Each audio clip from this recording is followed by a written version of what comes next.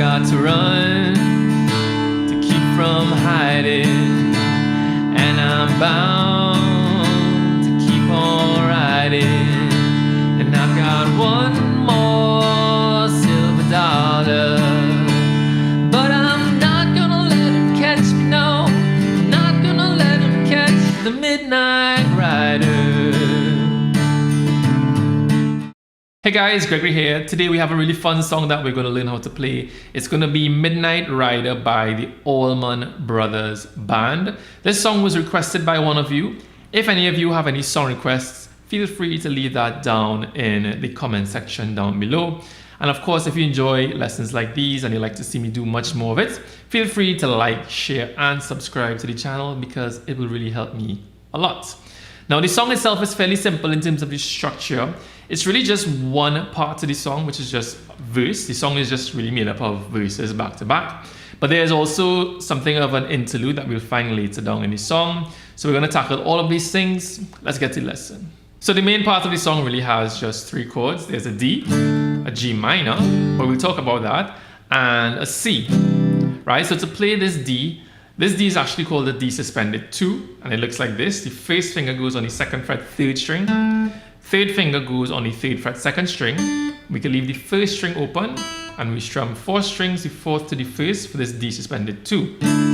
The second chord we come across is a G minor, or it should be a G minor, but we're going to play something more of a G5. It's like a big G power chord, okay? And what that does, it actually allows, it sounds really good, and we don't have to use a bar chord G minor for this part, right?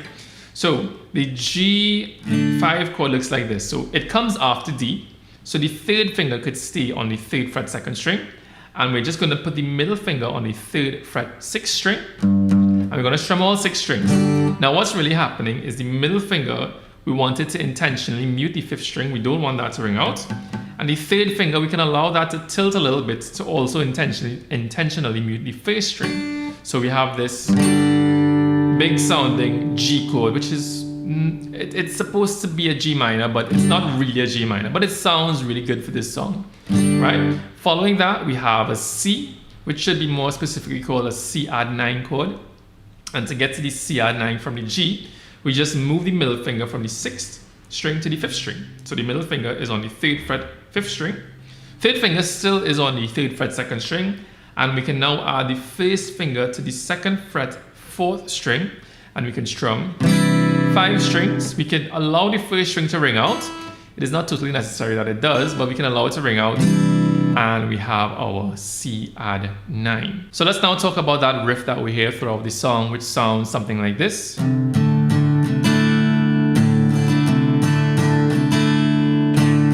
Right, this is my interpretation of it, of course. I've found a way to simplify it to make it easier to play, which also sounds fairly close to what it is like in the original song. All right, now it happens on a D, but let's first take a look at what's going on with the right hand, the strumming pattern. The strumming pattern basically goes down, down, down, down, up, down, down, up, down, down, down, down, up, down, down, up. So if you want, you can just practice that on the D, right? Don't worry about anything on the left hand yet. You can just play it together after 4. 1, 2, 3, 4. Down, down, down, down, up. Down, down, up, down, down, down, down, up. Down, down, up, down, down, down, down, up. One more. All right, so that's the right hand strumming pattern. Now on the left hand, we're starting with the D, but we're actually starting also with the middle finger on the 3rd fret 5th string.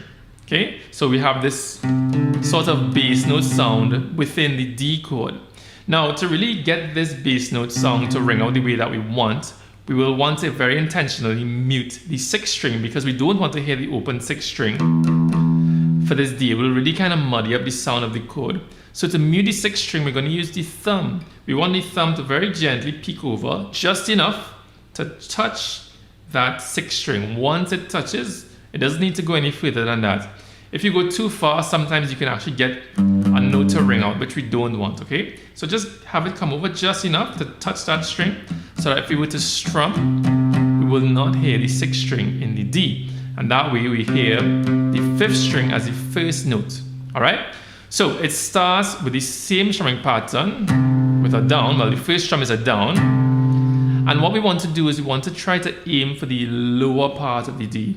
Lower part meaning 6th, 5th, 4th strings. So we have a sort of bass strum, okay? Then the second down, we're going to aim for the rest of the D, and we're also going to take the middle finger off. So we have something that sounds like this. Right? I'll do it one more time. Middle finger's on, middle finger's off. Right? And then we're going to continue the strum. So we have down, down, down. Now what we can do here, on the fourth down, we can put the middle finger back on. So we have this middle finger. Right? And when we put the middle finger back on, we can try to strum the lower strings of the chord once more because it really helps to bring out the sound of that bass note. So we have 4 downs, down, down, down, down. And then we're going to add a up after. 1, 2, 3, 4. Right, okay, I just making sure it's 4 downs. So it's 4 downs, and we have a bass, a lower down, the higher strings of the chord, and then once again the lower part of the chord with the middle finger again. And then the next strum is going to be an up strum on the higher strings of the chord, I suppose. So we have this all put together. And then we're going to add a down, down, up at the end. So to put all of that together, we have this.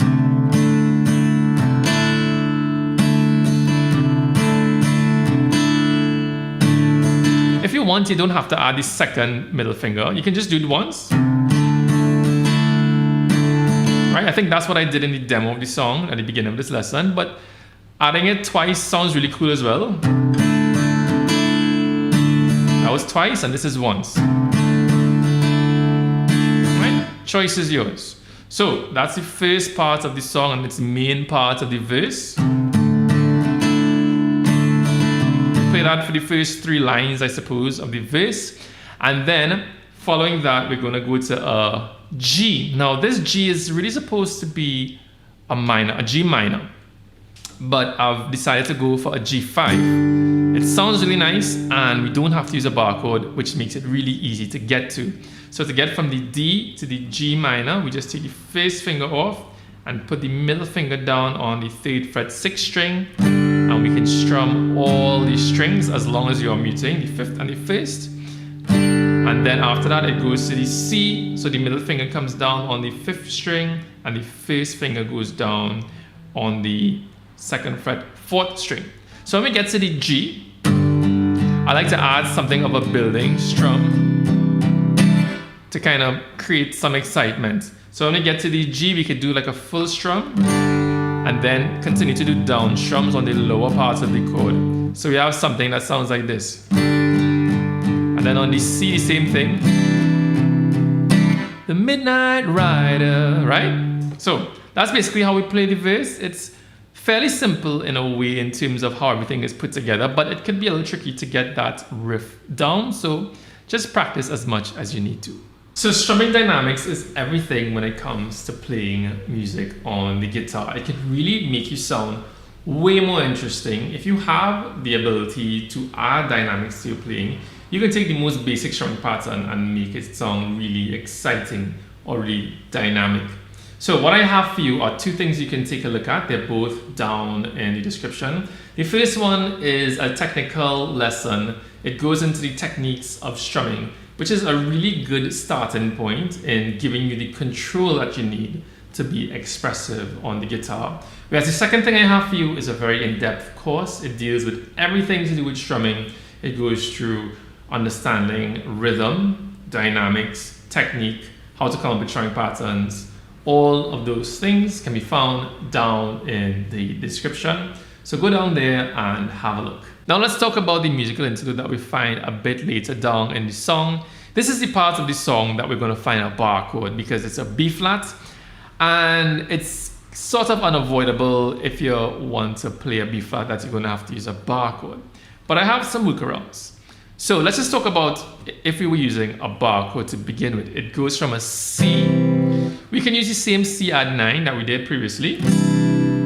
And then to play the B flat, we can do it in two ways in terms of using a bar chord. We can use a bar chord like this with the first finger flat, but really just pressing down the first fret 5th string, and then the third finger is doing most of the bar, which is playing 3 strings, the 4th to the 2nd string, and we have that B flat. So we have this C.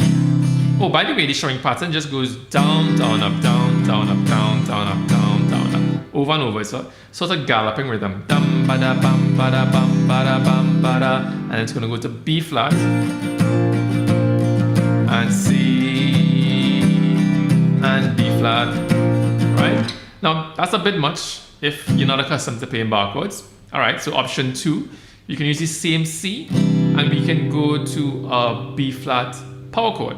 So instead of barring the 3rd finger, we can still keep the 1st finger flat here, but instead of barring, you're going to use 2 fingers. The 3rd finger is going to go on the 3rd fret 4th string, pinky finger going to go below that on the 3rd fret 3rd string, and we want the 1st finger, the tip of the 1st finger, to just gently touch the 6th string so that it meets it. So if we were to strum the chord, we should only hear 3 strings really, the 5th, 4th, and 3rd strings, right? So now instead we have this.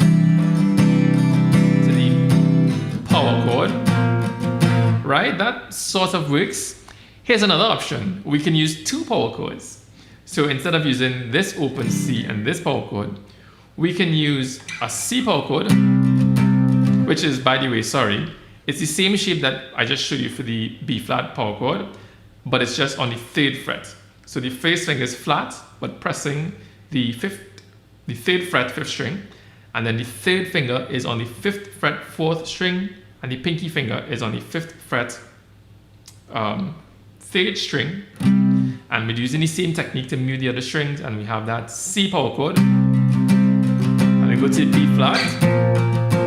Right? That actually feels quite easy as long as you can get to the shape of a power chord to just slide between those two. All right. The next option that I have for you is we can use a C, but you can add the pinky finger to the 3rd fret 1st string. And there's a reason why I want you to do this. Okay, so now we're using a C add 9, the same C add 9, but with an extra finger, the pinky, on the 3rd fret 1st string. Right? And what we're going to try to do is we're going to let the thumb drop, because this is in preparation for what's coming next. So my thumb is now instead the middle of the neck. Right? So this is our C. And for the B flat, we're going to play a chord which is called a B flat 6. And it's played by doing this. The middle finger and the 1st finger come off. And we're going to try to get the 1st finger to go to the 1st fret 5th string. It's a bit of a stretch. But to really make this one happen, you might want your wrist to come forward a little bit. And then we have this really cool song. I find this chord sounds really accurate to the song, this particular chord, as opposed to the regular B flat major chord. Right? This sounds really nice. So now we have this C to the B flat 6. Right? I would say it's a little uncomfortable, but it is an option. So you can explore that one. The final option that I have, I don't know why I came up with so many options, but the final option I have is to play a G minor chord. Now, it's not a G minor chord in the song, but G minor and B flat are 2 very closely related chords, and it sounds pretty close to it. So we can use the same C add 9 that we just used. And then from here, we can go to the G minor by putting these 3 fingers on the 3rd fret. So the 1st finger goes on the 2nd fret 3rd string, middle finger also on the, 1st finger goes on the 3rd fret 3rd string, middle finger goes on the 3rd fret 2nd string, and the 3rd finger goes on the 3rd fret 1st string. So now we have these 2 chords, the C add 9 to the G minor. And for the G minor, you really want to try to strum just 4 strings. Try to avoid it in the 6th and the 5th. So we have dum and the G minor. And that sounds quite all right. So there you go. Way too many options, but now you can just decide whichever one you want to use, or you can just not play the bridge if you find it too difficult to do. So that's it for the lesson. I hope you enjoyed. All that's left to do is to put everything together, and to help you with that, you can just go back to the start of this lesson where you see me do a little demo playthrough of the song. Of course, if you enjoyed this lesson, please like, share, and subscribe because it will really help me to grow the channel. And if you have any song requests, you can leave that down in the comment section down below. But until next time, goodbye.